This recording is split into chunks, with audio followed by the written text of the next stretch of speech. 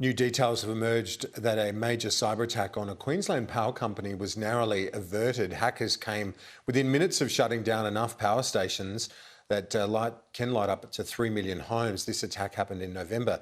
Authorities say such attacks could be used as a test run for preventing an immediate defence response from Australia in a military crisis.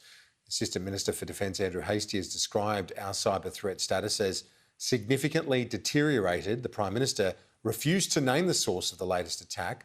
We spoke to cyber security expert Rob Potter last hour, who believes it may have been the work of a Russian crime gang. Is it the Chinese government responsible? I'm not seeing too much evidence of that at the moment. However, there is evidence that the malware matches groups regularly used by Russian organised crime gangs, and a Russian organised crime gang known to use that malware claimed responsibility for this particular attack on the 27th of November. Joining me now is Labor MP, member of the Parliamentary Joint Committee on Intelligence and Security, Peter Khalil. Thanks for your time, Peter. Interesting hearing that analysis from Rob Potter. My advice as well is that there is no evidence in the official areas in Canberra at the moment that suggests that it was from China, this attack, but a reminder that these attacks can come from a number of different quarters, Peter.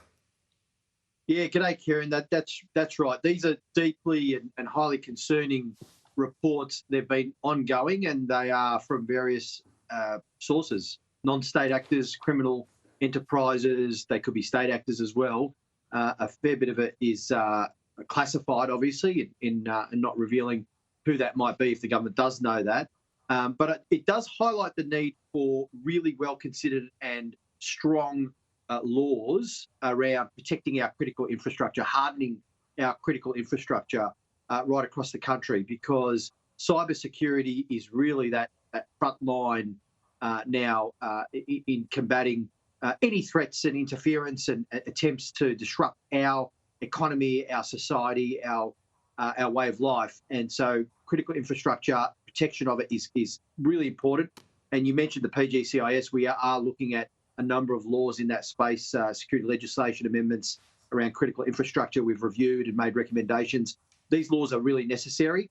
If I could just be partisan for a sec, Kieran, and say Labor, for our part, we've been calling on the government to provide national ransomware strategy and policies since early this year because of the problem, and that the government's really failed to take action for a number of months. So this is despite escalating attacks such as this one and others that we've seen.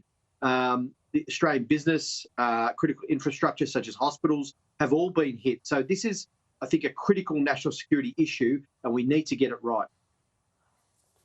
I know if we move to another part of this this issue, I guess, relating to tensions with China, we've got the diplomatic boycott now confirmed by the government. You called for one before Joe Biden announced his diplomatic boycott. I remember that a few weeks ago you said we should undertake a diplomatic boycott. What were your reasons for that? Obviously, you support the government's move here on that.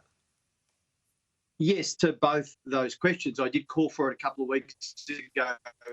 I must admit to the audience, I didn't call up President Biden and suggest it to him. I think they came to that conclusion themselves. But my reasoning was, obviously, with Peng Shuai, the case was a very high-profile case. It was in the media. But she is just one example, that Chinese tennis player. She's just one example of thousands of Chinese citizens who have been disappeared. They're human rights activists, dissidents, political dissidents, journalists, academics, business people, ordinary Chinese citizens who have been critical of the government basically disappearing.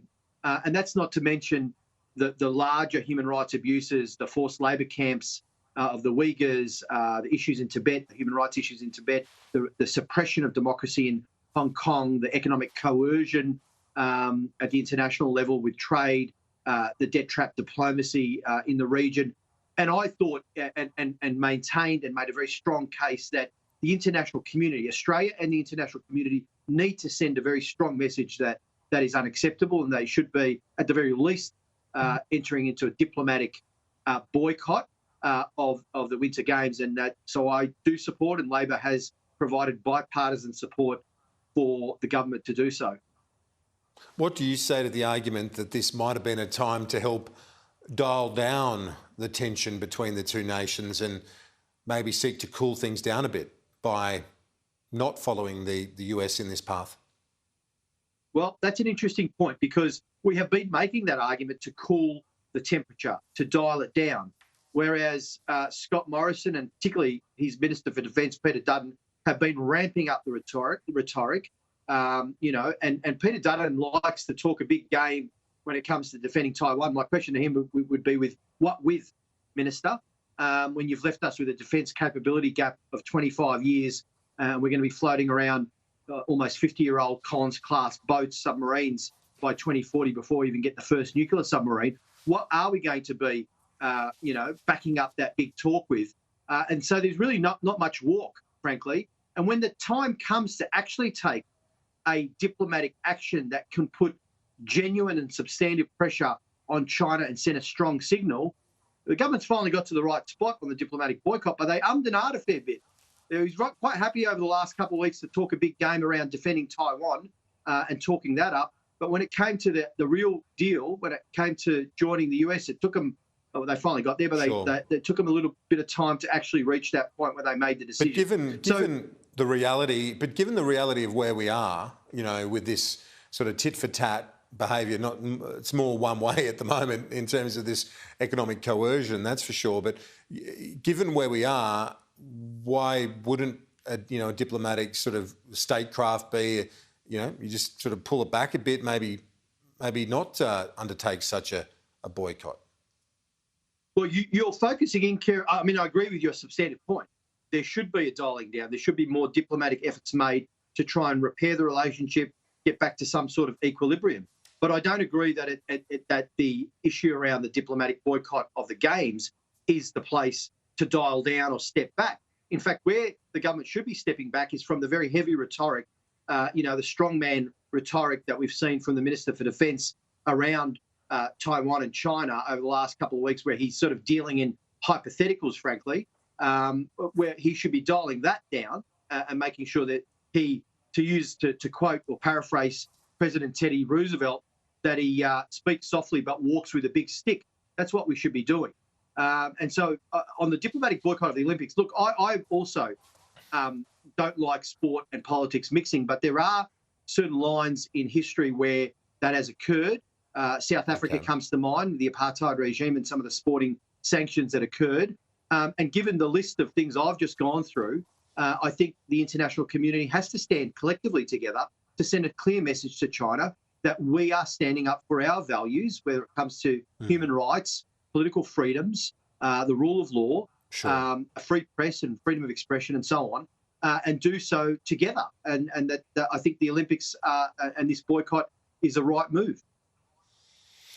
Now, to the other side of the world and those talks between Biden and Putin, how worried should we be about an invasion there in Ukraine, or is this posturing and part of Putin's message against further encroachment of NATO towards his borders? Well, Kieran, I think the key word in your question is worried. I think that is real. The worry is real because they've amassed, according to reports, almost 180,000 Russian troops along the border. There's been a constant disruption and interference in the internal matters in Ukraine by Russia. And of course, 6 or 7 years ago, 2014, with Russia taking over Crimea, it's really interesting that at the time, Jake Sullivan, who's the National Security Advisor for President Biden, said the following words. He said, things we did not do in 2014, we are prepared to do now. So there's a couple of things with that statement. One is it implied criticism of the Obama administration at the time not taking tougher action against Putin and his takeover and invasion of Crimea. But also, I think, a very clear signal that the Biden administration is going to stand very firm and very strongly against any attempt by Russia to have troops go across the border in an invasion of Ukraine. And so much so that I understand that President Biden and the US administration are talking about very significant economic responses. The Nord Stream 2 gas pipeline, they haven't explicitly said this, but that flows from Russia to Germany, may be switched off. Biden is working closely with European partners. This is important, Kieran, because we're at this volatile period where authoritarian states, the strong men of, these autocratic states like Putin and Xi Jinping and so on, are stretching and taking advantage as much as they can. The West, the democratic nations, need to stand firm in their defence of a liberal rules-based order and against such very naked aggression, frankly. And so I'm glad the Biden administration is taking a strong stance. Peter Khalil, great to chat as always. Thanks. Thanks, Kieran.